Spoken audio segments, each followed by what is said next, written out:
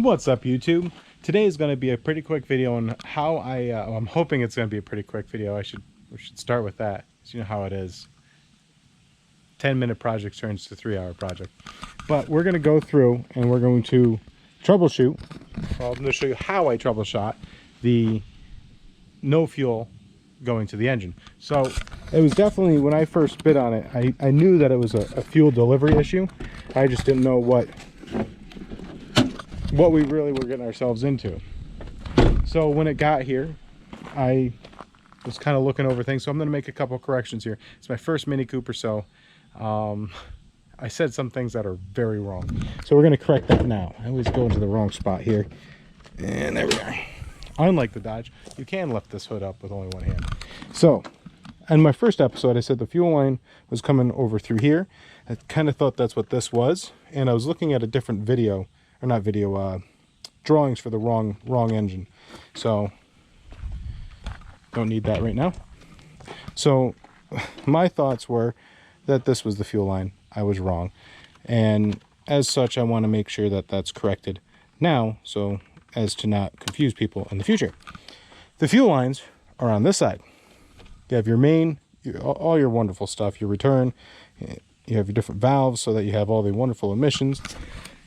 Yeah, so fuel line this side, not this side. The other thing I said wrong was, the fuel lines going underneath the car, I thought they were brake lines because of the way that they were set up and that they were jostled. That's actually how I figured out, and I'll put a little picture from the first episode with the Mini Cooper. Okay, now that we're back. So I'm sure I just inserted it there. That it was just pushed off to the side. So when I actually went underneath and tracked it back, and it turns out it's got a very similar setup to my BMWs. You have your two halves of the tank. I mean, it is bridged together, but it's got low points, so it pumps fuel from one side into this side and then goes to the rest of the system. And when I pulled it out, which all you really need, there's a special tool you could get, but when it's on there, let's see if I can hold this, it's kind of awkward.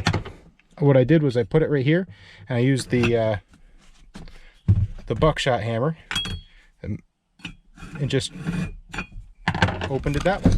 Now, is it the best way of doing it? No, there is a proper way of doing it, but you know, hey. Now we're gonna get inside here, and of course it's got the different bolts. You have your plate right here that you just take off. So what ended up happening was, when the fuel line was in here, this is very cramped. It's got more space than you'd think, but not nearly enough. This wasn't all the way out, but it was. Hold on a second. This carpet is gonna drive me nuts. There we go. It wasn't all the way out, but it was definitely not seated properly. So that's exactly what was going on.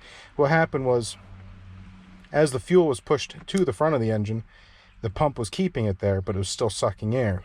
Now, when the pump turned off, it actually siphoned the fuel all the way back and put it right back inside the tank.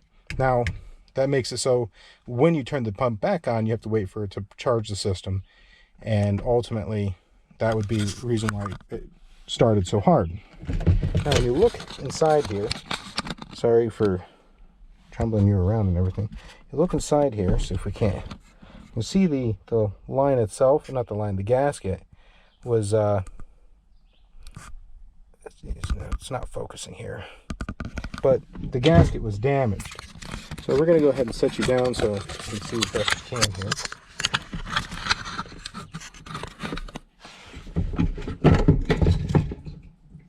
Try not doing anything that will cause a fire. Oh, that's made out of hard plastic, no less.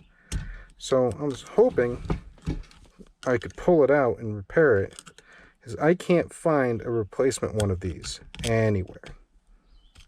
And I'm not going to buy the whole unit just so that I can replace or repair this gasket.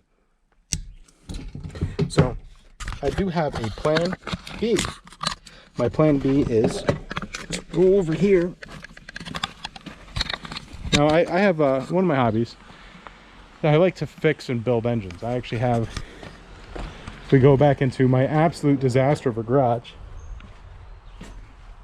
I have a an LT1 here that my buddy stepped a little too hard on it. And you ready for this? Let's see if you can see. Right there,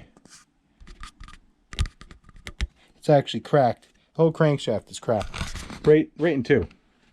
Pretty spectacular. Minor catastrophic failure. So, go figure. But, so I have this stuff laying around, and I don't have anything smaller container, so it's just going to be, I figure this will do. We're going to go ahead and try repairing it best we can, and worst case scenario, I'm going to end up having to buy a new one. But best case scenario, I mean, a tube of this is like 11 bucks, and I have tubes of them because you use it for like oil gasket sealing and all that fun stuff. But heck, if I can fix it with stuff that I have laying around, if I can fix it, you can fix it. So we're going to go ahead and use this tube, and we're going to try getting a nice seal on this. We'll wait for it to cure, and we'll put it all back together and start her up. So I guess here's a quick time lapse of me putting it back together, and then we'll make the gasket. So here we go.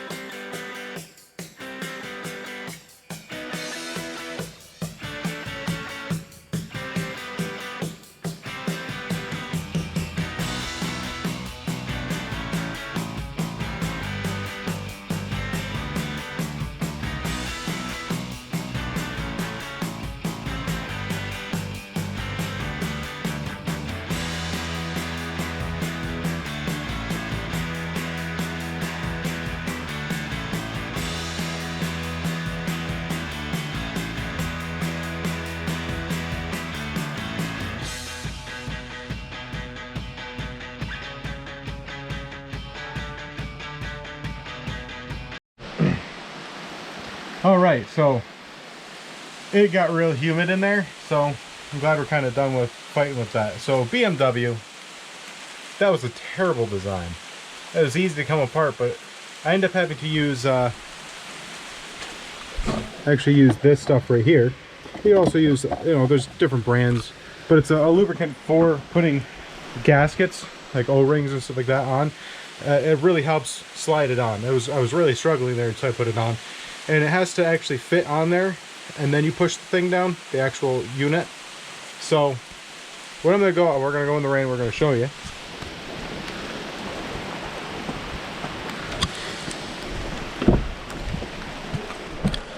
Now that it's all back together, make sure, I want to just kind of point this out. I had this marked beforehand.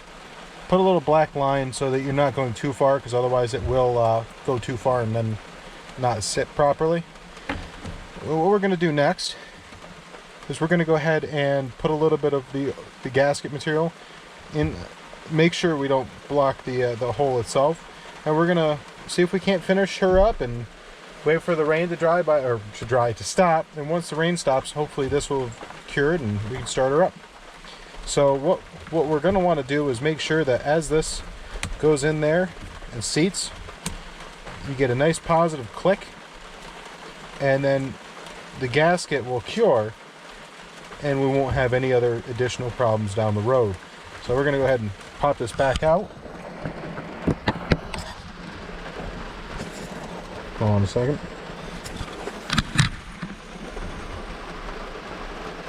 There we go. And get some gasket material. I'll be right back. Alright, we have the gasket material, and what we're going to want to do is make sure that this part right here, only this part, you want to make sure we stay as far away from that as possible. And once it's in there, we can't take it back out until we know it's cured. I don't know how well you can hear me, it is raining pretty hard now. So what we're going to do is we're going to just kind of put some of this gasket material right onto...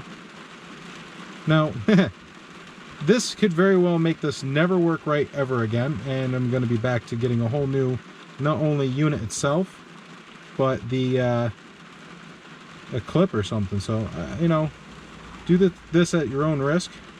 I'm just trying to look for a way of repairing this without it being ungodly expensive. Because everything with BMW is crazy expensive. So now that we have that on there, line up our little tabs there.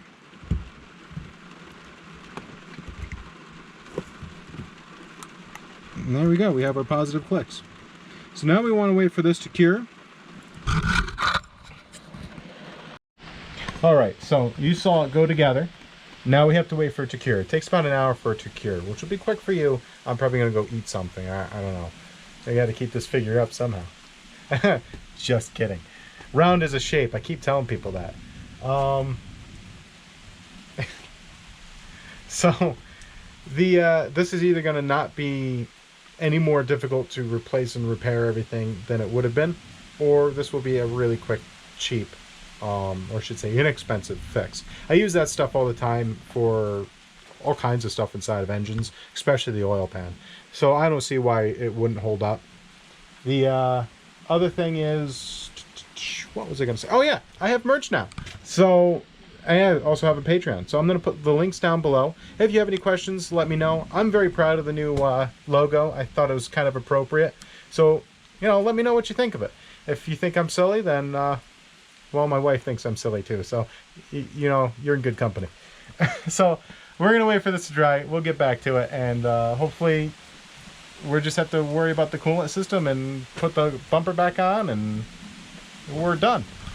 So let me know what you guys think. We'll get right back to it. It looks like it's going to start raining hard again. So here we go.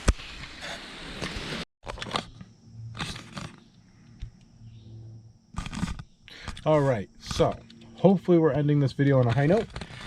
And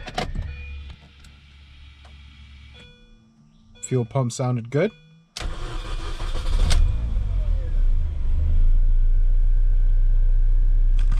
Not bad at all. We're looking good. So we still have to finish up the coolant system, replace the windshield, and have New York State give the okay for this thing to be put back on the road.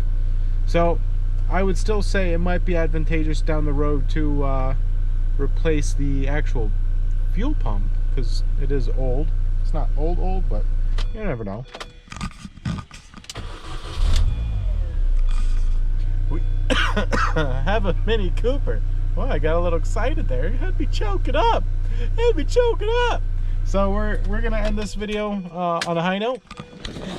The $400 Mini Cooper that didn't run when we got it is alive. Get the coolant, hopefully the coolant hoses will be here by Wednesday. During the week we'll finish up the, we'll pull it off, put the AC condenser on, slap it all back together. I was kind of thinking the other day, I could put the AC condenser on and just not fill it with air, and if I need to take it back off, it's no big deal, but if I don't have to take it back off, so I don't know what I was thinking. Sometimes I get in my own way. So until the next episode, guys, you have yourself a wonderful night.